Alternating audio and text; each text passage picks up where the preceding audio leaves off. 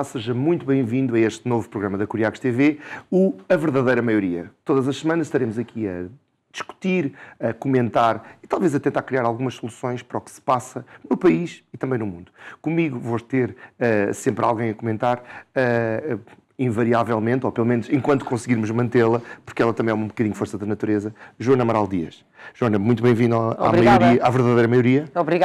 Obrigada pelo convite. Ao longo do programa vamos falar aqui um bocadinho de coisas relacionadas com a maioria. Cada rúbrica tem um bocadinho a ver com momentos históricos ou com o nosso próprio Parlamento ou as nossas próprias ferramentas democráticas. Mas eu contigo, o que eu queria mesmo falar é de presidenciais. mas presidenciais não está muito agora. Agora vamos falar de outros temas. As presidenciais ficarão para outros fóruns, mas quem estiver interessado pode subscrever a minha candidatura. Há um link fácil acesso e tenho a certeza que haverá um espaço de debate depois próprio para isso. Eu acho que programas como este também permitem conhecer-te melhor e levar as pessoas a quererem conhecer-te mais e a apoiarem também essas demarches que tu estás a fazer para mudar o nosso país através de uma verdadeira maioria. A verdadeira maioria. A verdadeira maioria. A primeira rubrica de hoje chama-se Ágora, que era aquele espaço dos gregos onde se conversava, onde o povo conversava e tinha ideias. E é basicamente o que é que o povo fala, não é? E atualmente, ou pelo menos à altura que estamos a gravar, nós estamos a gravar na quinta-feira, também por questões para as pessoas saberem o tempo, porque às vezes acontecem coisas. Estamos a gravar à quinta-feira e o que se fala agora é que a BBC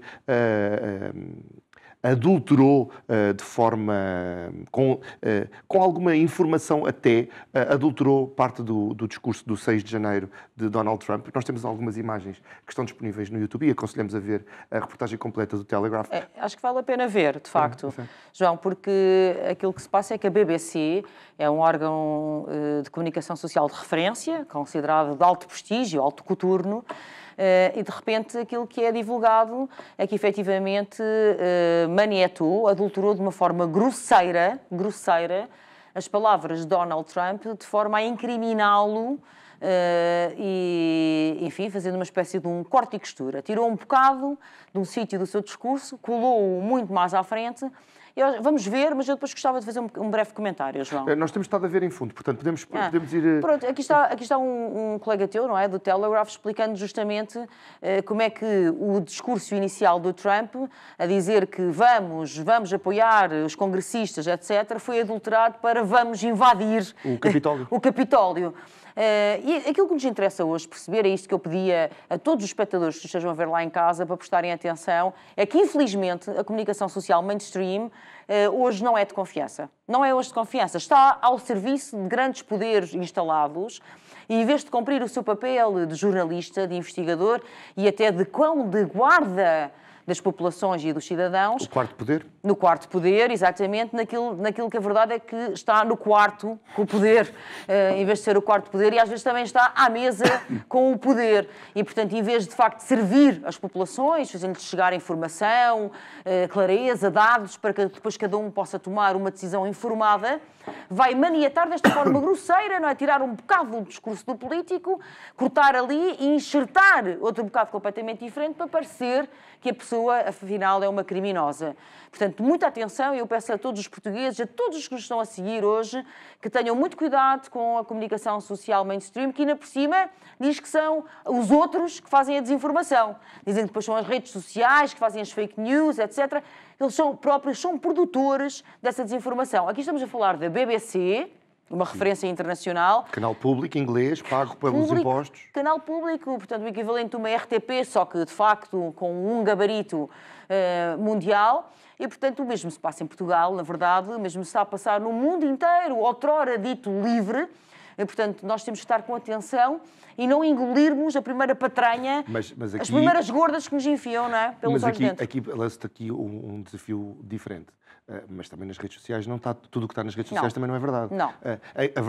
Na verdade, a verdadeira maioria devia procurar as fontes, perceber de onde é que vem o que é que está por detrás da... Cruzar dados. Eu acho que é sempre essencial cruzar dados e ter uma atitude por defeito, ter uma atitude de dúvida, cética. Sim. Aquilo que é, a verdade, falava provas da Ágora, Questionar.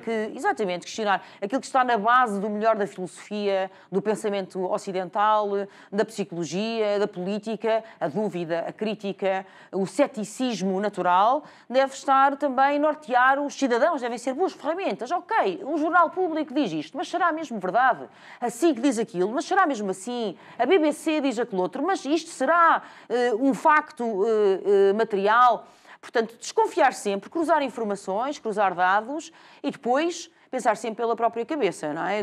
Não ser comido pelos outros. Até porque há aqui uma questão que, depois de se perceber o que se passa aqui, e que o Telegraph explica muito bem, e sugerimos também ir ver à fonte, ver a notícia e perceber-se exatamente o que é cortado e a distância que está entre as duas afirmações Um minuto. que são coladas. Não, uma hora entre uma afirmação e a outra é quase uma hora. É uma hora, quase 54 minutos, assim é que é. E assim percebe-se porque é que o Tribunal inocenteia Donald Trump quando ele é acusado de incitamento à violência. É porque nós estamos a falar de uma coisa grave. Este homem, o Trump, não interessa agora se gostam do Trump ou se não gostam, deixemos isso para outros carnavais. Isto não é chamado para aqui. Nós estamos a falar de uma pessoa que foi incriminada com provas falsas. Porque ainda está por apurar onde é que isto foi repetido, porque depois estas imagens foram repetidas. Chama-se plantar provas, portanto, é algo de facto muito, muito grave. E eu devo dizer, João, que esta é uma das minhas batalhas na atualidade, é de facto combater este jornalismo ativista. Eu não quero um jornalismo engaged, como dizem agora, envolvido na tal cama com o poder. Eu quero um jornalismo que seja efetivamente independente, que faça as perguntas difíceis, que há aquela velha máxima que o jornalismo só é jornalismo quando de facto incomoda o poder. Tudo o resto é propaganda. E é verdade, tudo o resto é propaganda. E, portanto, eu faço votos que os nossos espectadores adotem mais vezes uma atitude mais crítica e um pouco mais suspeitosa, no bom sentido da palavra, em relação à informação que lhes chega, seja por que via for. E quando Keir Starmer, o novo primeiro-ministro, diz, e estou a citar, ter total confiança no chefe da BBC, é um risco para o futuro da BBC também? Eu acho que o Keir Starmer, ele próprio, está em risco, não é? O Reino Unido está a ferro e fogo, por várias razões, desde logo uma insegurança brutal que se passa nas ruas de Londres, de várias cidades. As pessoas serem apunhaladas passou a ser uma espécie de uma banalidade, não em alguns bairros, eu até estive recentemente em Londres, de facto, em alguns centros mais iluminados, digamos assim, não, mas Londres é uma cidade muito grande, com muitos becos mais escuros e, de facto, as coisas acontecem. Keir Starmer é o homem que está a tentar introduzir, em conjunto com Tony Blair, a identidade digital. Tony Blair de má memória, não é? Que fez aqui a Cimeira das Lajes, aqui nos nossos Açores, há mais de 20 anos, com Durão Barroso. Diziam que outra grande mentira global, aliás, reproduzida por muitos órgãos de informação. Olha, foi nessa altura, justamente posso dizer, João, que foi nessa altura que eu abri a pestana, que eu acordei para a vida, quando tive 2 ou 3 palmos de distância no Parlamento, Durão Barroso a garantir a todos os deputados e a todos os portugueses que tinha visto com os olhinhos que a terra havia de comer as provas das armas de destruição massiva no Iraque. E que por isso estava justificada a invasão do Iraque e para começar uma guerra que matou milhares e milhares de pessoas, deixou o país no caos, na miséria, na fome, numa guerra civil, na verdade, e que teve consequências para o Ocidente também dramáticas, como tu sabes. Portanto, Tony Blair e Keir Starmer, olha que dois, juntaram-se agora, nomeadamente para introduzir a identidade digital. Portanto, tudo o que Keir Starmer diz deve ser também objeto desse escrutínio, desse pente fino que eu estou a sugerir aqui aos nossos espectadores da verdadeira maioria. Saímos da Ágora, entramos dentro do Parlamento, não vamos à Assembleia porque está muita confusão lá agora, mas vamos diretos para a Comissão de Saúde. Esta semana a saúde esteve em crise, na verdade a saúde tem estado em crise. Hoje de manhã não está aqui nos nossos temas, mas tivemos mais uma grávida a nascer, a criança fora da maternidade, mas temos aqui 3 assuntos. Temos o anúncio de uma paralisação geral de mais de 1000 tarefeiros. Temos médicos, não é? Médicos tarefeiros. Temos a questão dos helicópteros do INEM que funcionam e não funcionam conforme vai surgindo... Conforme está de chuva. Exato. E tem estado de chuva, não é? E vou deixar para o fim o terceiro tema da Comissão, porque sei que queres falar com mais cuidado da Carta Aberta das 47 mil assinaturas. João, obrigada. É assim, realmente isto dos terafeiros preocupa-me de sobremaneira, porque os médicos terafeiros, para quem não sabe, são uma espécie de médicos que não são médicos contratados pelo Serviço Nacional de Saúde, que vão fazer tarefas, como o seu próprio nome indica, vão fazer umas horas muito importantes, porque o sistema precisa deles, já lá irei, o porquê é que precisa, são pagos a peso de ouro. E devo-vos dizer que há médicos que não entram no sistema de propósito. Isto é uma perversão do sistema. Porquê? São médicos que fazem um fim de semana, fazem 2 bancos, umas urgências, e que ganham mais num fim de semana, ganham muito mais num fim de semana, do que ganhariam a trabalhar o mês inteiro. Portanto, naturalmente, não lhes compensa. Até há pessoas que saíram do quadro para se tornarem tarefeiros. Exatamente, porque economicamente é muito benéfico. Isto, eu acho que os espectadores devem perguntar assim, mas, olha lá, então os médicos não fazem um juramento de Hipócrates? Os médicos não são aquela profissão diferente das demais, a profissão clínica, eu também sou clínica, não é? Sou psicóloga clínica, diferente das demais, em que tu estás para servir as pessoas, quer dizer, não é um negócio como vender sapatos, com todo o respeito que eu posso ter vender sapatos ou arroz. Quer dizer, tens a saúde nas mãos das pessoas e, portanto, naturalmente, isso implica um código ético e deontológico diferenciado. Ora bem, então estes médicos não podem ameaçar paralisar as urgências em Portugal. Acontece que, a montante, nós fizemos da medicina uma enorme perversão. A verdade é essa. Económica. É verdade, uma máquina que está vendida à indústria farmacêutica. Hoje a medicina responde mais pela indústria do que pelo juramento de Hipócrates ou por qualquer princípio ético e deontológico. Interessa à maior parte dos médicos ganhar dinheiro e vender medicamentos, sobre-medicalizar ou sobre-prescrever, encharcar, vamos dizer assim, em português corrente, encharcar os seus doentes em medicação, porque é isso que, na verdade, não vai, de facto, resolver-lhes a doença, vai perpetuar a doença e vai fazer deles excelentes clientes da indústria farmacêutica. Portanto, temos uma medicina que está completamente vendida à indústria e um sistema de entrada em medicina que casa bem com isso, porque as pessoas entram em medicina com a média 19, não é?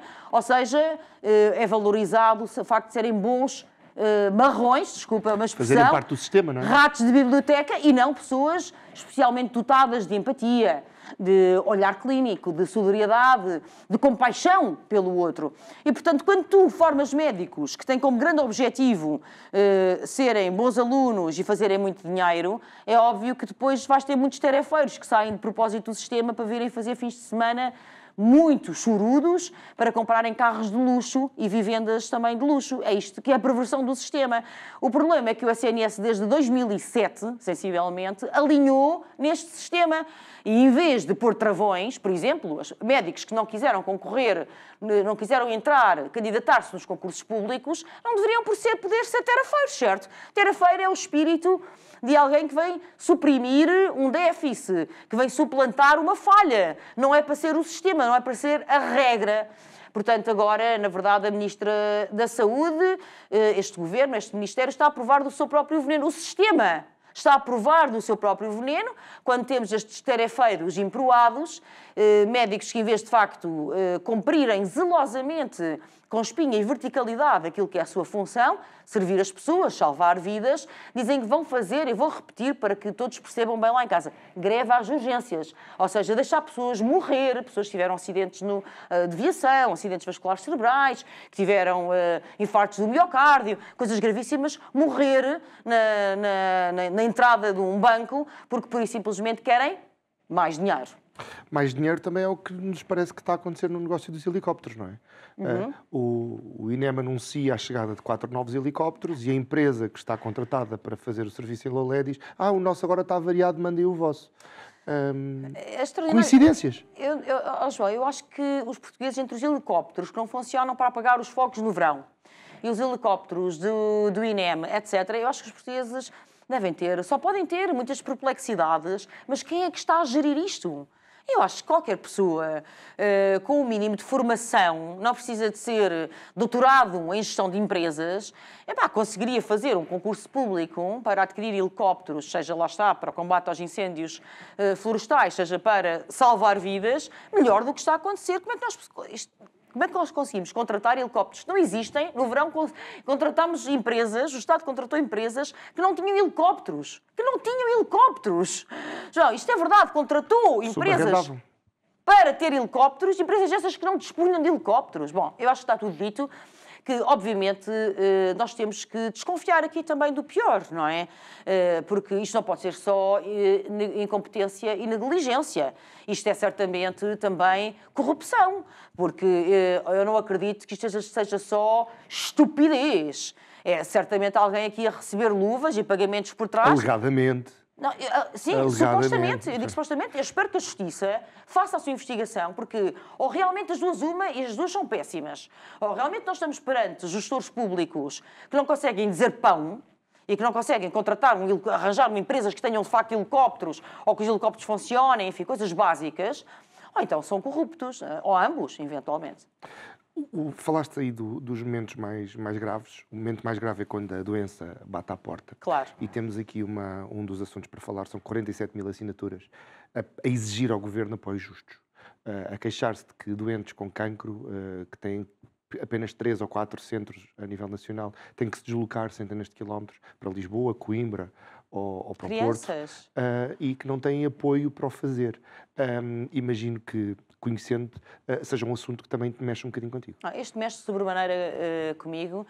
Realmente, eu não entendo como é que o Estado português se dá ao luxo de, anualmente,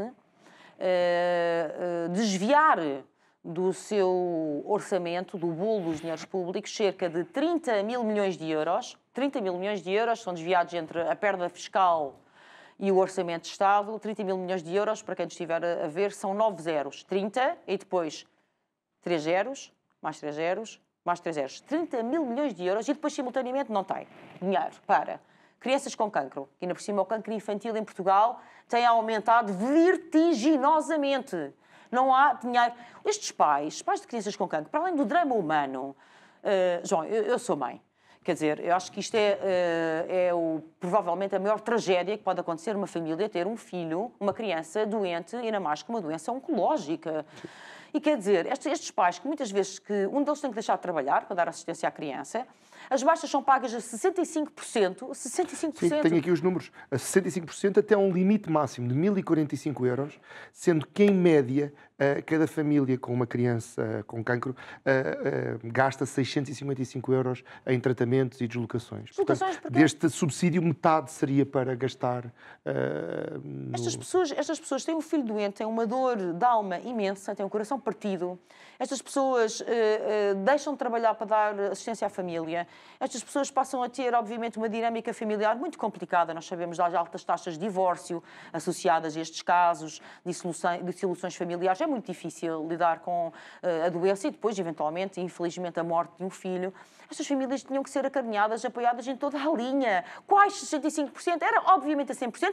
E deviam depois existir muitos apoios extra a estas famílias. E a mesma coisa, podemos dizer, para a pouca vergonha, a pouca miséria, que é os apoios a pessoas com portadores de deficiência, a crianças com necessidades educativas especiais, portanto, a idosos. Portanto, quando nós chegamos, nós vemos 30 mil milhões de euros desviados todos os anos. Todos os anos, quer dizer, isto é uma batelada de dinheiro. Isto estava para construir 30 mil milhões de euros, estava para construir 60 ou 70 novos hospitais centrais por ano. 2 aeroportos. Quer dizer, é uma fortuna, é uma imensidão. São 1.000 euros por segundo que estão a ser desviados dos bolsos portugueses. E assim obviamente, depois não há dinheiro para o essencial. Portanto, eu queria dizer isto aqui com muita clareza, João. Os portugueses não são um povo preguiçoso, são um povo muito trabalhador, até mais trabalhador do que a média europeia. São um povo honesto, não são um povo desonesto, são um povo esforçado e nós perguntamos-nos todos os dias, mas porquê é que não conseguimos sair do buraco? Porquê é que os portugueses continuam com problemas, ter 1 ou 2 empregos e não conseguem pagar as contas, não conseguem ter uma casa, não conseguem lá estar a fazer face a um infortúnio destes, que é ter um filho doente? Porquê? Porque as elites corruptas desviam todos os anos estas maquias realmente mirabolantes, 30 mil milhões de euros. E no que toca, de facto, a crianças, também talvez por ser mãe, por ser psicóloga clínica de formação, isto fere-me particularmente e eu pedia que todos subscrevessem esta carta e que apoiassem esta causa, porque é importante fazer pressão sobre estes governantes inaptos e sem coração. Eu tinha prometido que não te ia irritar, porque eu não te quero ver irritado. Quero-te mais calma e descontraída, mas vais-te irritar, porque o próximo tema... vamos mudar de comissão. Saímos da Comissão de Saúde e passamos para a Comissão de Energia e Ambiente. E já sabes o que é que aí vem? É energia e ambiente. Pois. É porque, às vezes, as energias renováveis, como, por exemplo, o caso desta nova central fotovoltaica, que é a Sofia, que vai ser construída, teoricamente, presumimos que vai ser construída em Castelo Branco, um investimento de 600 milhões de euros, que é uma bagatela, naquilo que falávamos há pouco, mas que vai destruir algumas centenas de azinheiras e de sobreiros para ser verde. É uma daquelas coisas que te irrita profundamente, não é? Irrita-me porque eu, há muitos anos, esta parte, estou muito ligada à defesa da natureza, em particularmente das árvores, e os sobreiros e as azinheiras, que são espécies protegidas, têm que ser acarinhados em Portugal, e não pode ser só quando os pobres dos agricultores, no Alentejo ou por esse país fora, sem querer numa poda, cortam erradamente o braço de um sobreiro e levam uma coima, uma multa. Não estás bem a ver, João. Hoje em dia o mundo rural é atacado de todas as formas. Na verdade, Portugal, neste momento, é provavelmente palco da maior operação de greenwashing do mundo. Greenwashing é quando se diz que está a proteger o ambiente, faz toda uma maquilhagem, toda uma encenação, não é? Uma mise-en-scène, para destruir o ambiente. Por exemplo, vamos instalar uma central fotovoltaica, energia verde, energia limpa, mas para isso vamos derrubar 2.000 sobreiros. Portanto, as pessoas têm que realmente analisar isto com ceticismo. E não acreditas na promessa das 27.000 novas árvores que eles dizem que vão plantar? João, não é preciso ser agricultor no Alentejo para perceber que o montado de sobro é um ecossistema que demora décadas a ser construído. Não basta tu plantares as árvores. Há uma série de vegetação, espécies animais, etc., que vão nidificando, que vão ganhando raízes, que se vão construindo à volta de um montado de sobro, e quando tu arrasas esse montado de sobro, tudo isso se perde. Não são só as árvores. Tu não podes destruir 1.000 árvores e depois dizer que vais plantar 1.500. Isso não existe. Aquelas 1.000 árvores representam muitas outras espécies. E, portanto, vocês reparam, por exemplo, quando deixa a nova, o Governo vai abater também para uma central dessas supostamente verde, 1.000 árvores. Vidigueira, árvores protegidas, carvalhos, sobreiros, etc. Vidigueira, mais 500. Sines, até foi assinado pelo Duarte Cordeiro, do Governo do PS, são mais 2.000 árvores. Chega aqui ao Fundão e são outras 1.000. Quer dizer, são casos e casos e casos.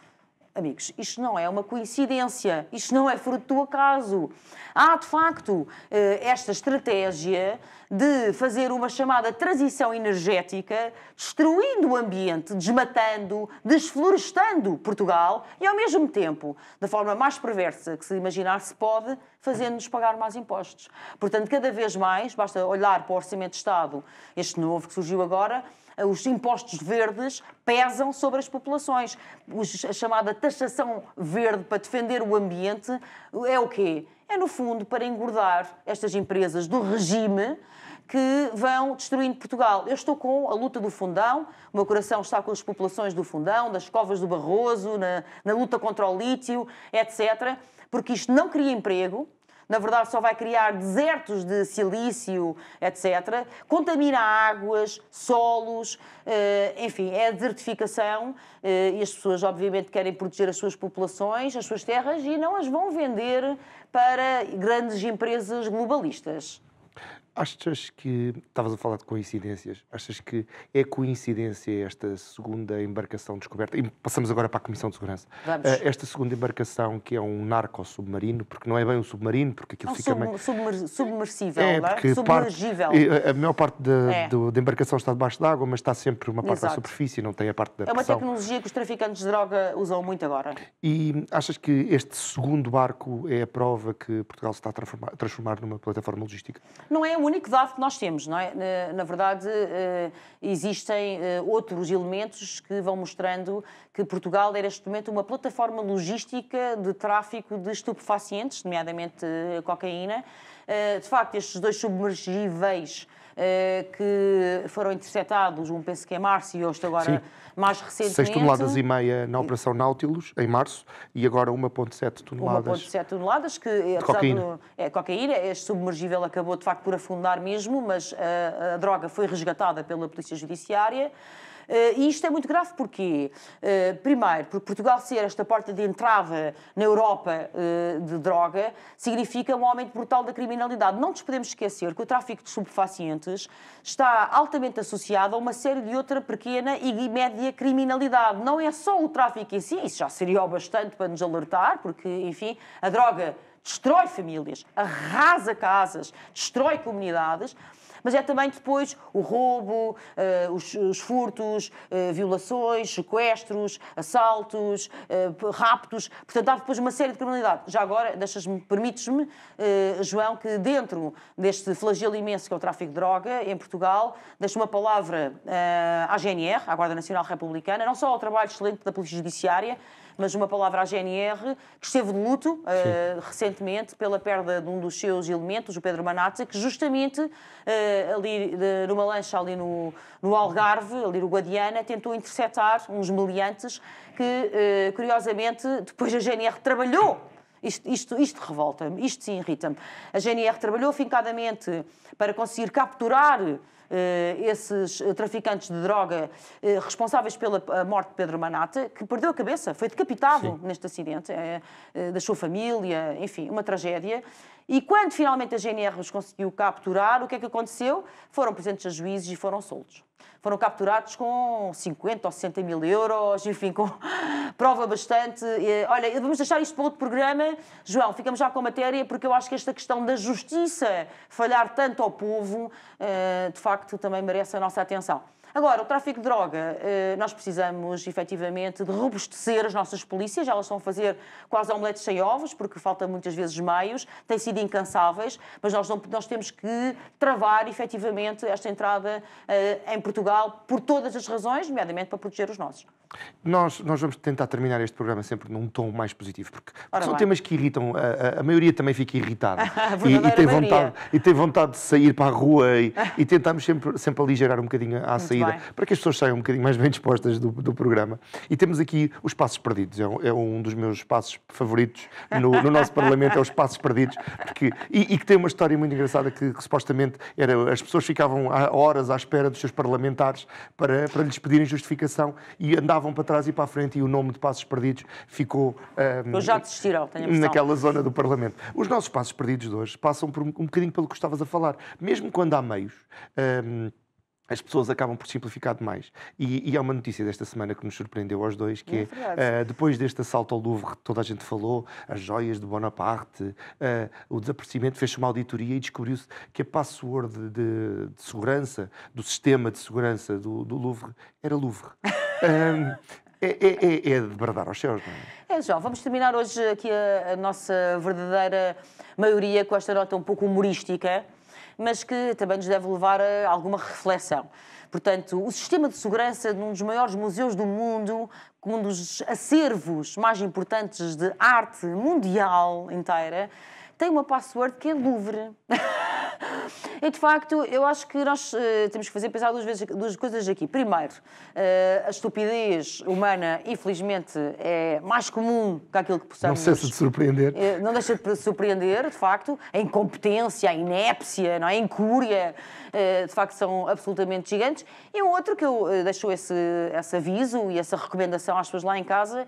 Atenção, que hoje a cibersegurança é como termos, hoje em dia, ninguém, com certeza, deixar a porta encostada quando entra no seu apartamento. Foi o que fizeram no Louvre. Deixaram a porta encostada, puseram a password Louvre, é a mesma coisa que deixar a janela aberta ou a porta encostada.